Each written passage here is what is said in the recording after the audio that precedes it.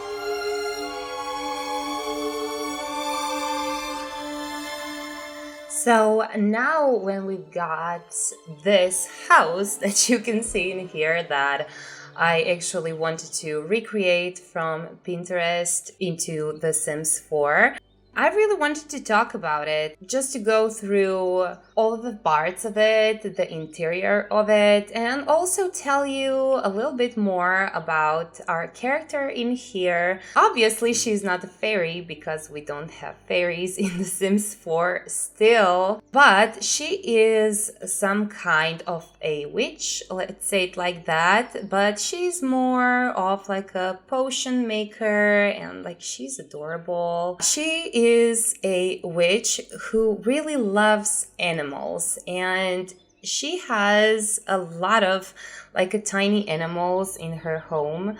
She really likes to caring for a cute little animals, like sheep and goats, birds, bunnies, and animals like that. Cats, of course. I added that this lot is a cat hangout, so right now cats are coming from every angle of the world. So you were able to see in the speed build how I made this house. So basically everything that you can see in here is just for the show. It's built from the 3rd floor up with the tool mod, so it looks like a tree, hopefully. I really wanted that overgrown vibe, and also it got very handy because I had some awkward situations that I wanted to hide out. But if you come to the 2nd floor over here, you can see that this is like a normal functional house. Everything is playable. I tried it out multiple times. I definitely did some changes in the exterior because I had a few problems with the functionality. But right now everything works. It's perfectly a playable house, and also it's an adorable house with a very magical landscape, as you can see. And I really like how I was able to integrate it to the world. So if you go a little bit further, you can see that this house really looks like a magical tree somewhere in the woods of Henford. So for our little character, I was also thinking that she is kind of an introverted witch, let's say it like that. Her character really reminds me of Radagast. If you are Lord of the Rings fans, you know that Radagast is a wizard who lives in a forest, and he's taking care of smaller animals. He's a very kind person, but he's a weirdo, so he's always alone. And that's exactly what kind of a character I want her to be. And I tried to play with that story a little bit from the interior as well. You're going to see that very soon. So I added like a small garden in here. Let's say nothing special. We have one cow plant, of course, because it's a cow and it's a plant at the same time. And she really likes to have some herbs in her garden because she's also a potion maker, as I said before. So to me, that kind of a gameplay made sense. So I added a few pots in here, and also I added a wild grass for the farm animals like goats and sheep, so they can eat from in here. And for the majority of these items, like these stamps that I've been using from Cottage Living, I used Cottage Living. So this stamp, like a bunny house or a rabbit house, something like that, is from the Cottage Living, as well as this huge tree over here. I believe this plant is actually from werewolves, but werewolves became one of my favorite fantasy packs, and I just cannot live without it anymore. It has a very, very nice items for the interior and exterior, and also I really like the roofs from that pack that I used over in here, like an overgrown bricks. For the interior, let's check it out. First of all, I wanted to show you the floor plan because I know you guys like floor plan and I don't often give you that. But this is kind of the entrance to the house. You can see that I incorporated a cat litter box. And also you can see a lot of bowls throughout the house for the like cat food. So I incorporated that as well. I really tried, I mean, you are going to see everything, but I really tried to give this house as much character as I could in this kind of small space. We have the entrance, like a small bathroom, but it doesn't have a shower though in here. It's only for the guests. We have like this space where dining area is, and also like a small library, let's say it like that. It's not like a real library, but it kind of has this area for reading and knitting because I decided to make her as a sim who really is into knitting as well for all the cat and pets clothes, of course.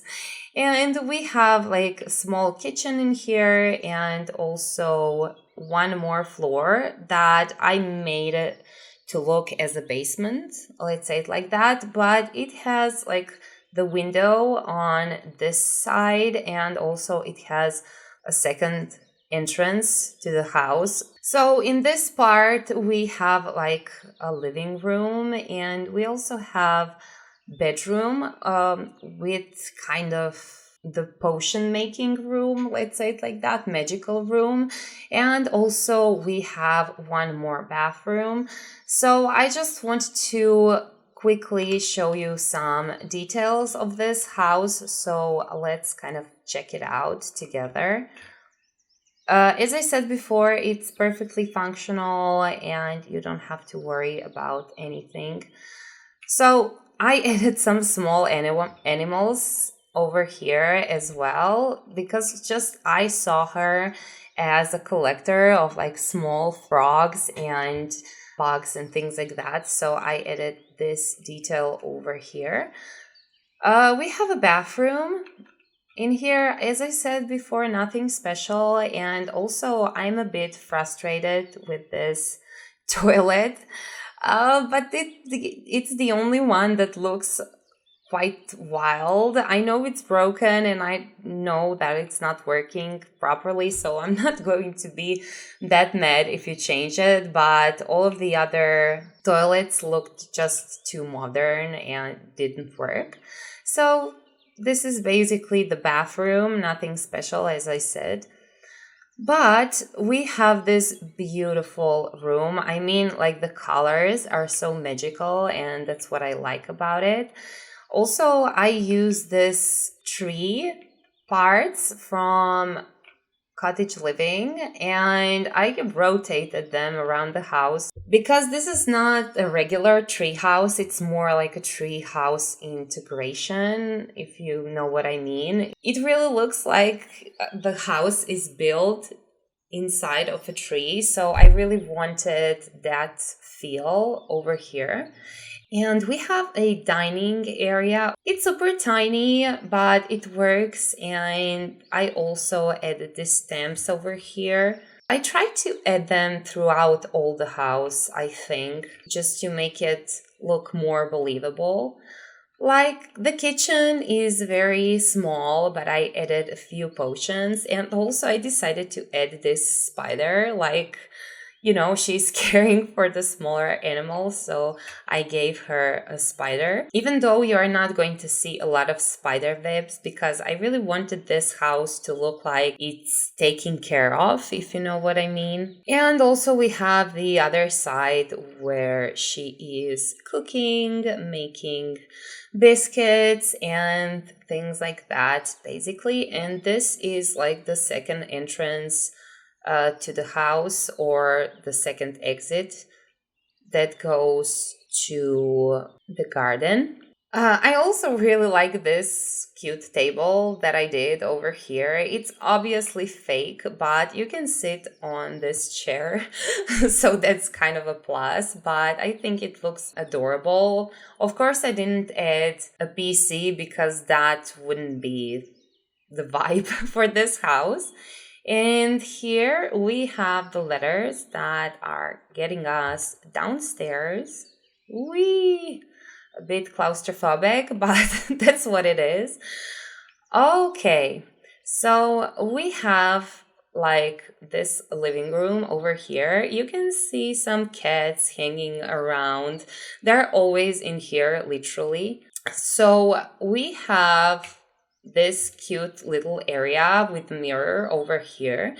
And also I added some knitting supplies, and also you can see that cats already took some from the basket, so that's pretty cute. I just added some decorations like potions and more plants because as I said, she likes to have some herbs, and also she is into nature because she lives in the woods. So I decided to give her like a very cozy, warm home. I didn't want this witch to look bad. She's a very, good witch. So you probably noticed that I didn't use custom content for this one, and I'm really happy that I didn't because that would be even more problematic. And this is like her bathroom. As I said before, nothing special. Okay, this looks quite weird from this perspective, but you cannot see it on this side, so I'm going to pretend that it's not there. And we have one bedroom over here. This is the spot where she sleeps, like this bed. And also this is like her closet area. I gave her this room as well for her enchantments, let's say it like that, but she's more into potion making, so I guess she's going to make some good potions over here. Also, maybe you noticed, but I added a few cats from debug section. I think it's from base game, just to add them to the shelves and some areas in the house because I thought that would be like a cute idea. And in here we have like the second entrance to the house, so we can get out in here as well. That would be our tree house. It's not a regular tree house as you were able to notice, but I don't know, I just saw that picture on Pinterest and I needed to try something like that. I wasn't certain about the functionality all of the time, but it worked at the end and I'm super excited because it is. This house is actually going to be a part of my save file, like fantasy save file, in Henford-on-Bagley, and this is kind of the second build that I did for this. I have a ton of very good fantasy builds, And some of them are with CC, so I will remake them somehow. I'm going to fix them not to be custom content. So all of the save file is going to be free to download, and it's going to be free from custom content. So I'm really hoping that you are excited as I am, because fantasy is probably my favorite thing to do in The Sims. Just, I love fantasy in general. This life, as it is so boring. This is like the main reason why is this my job anyway. So thank you so much for watching, you guys, and I just cannot wait to see you again very, very soon. Bye bye.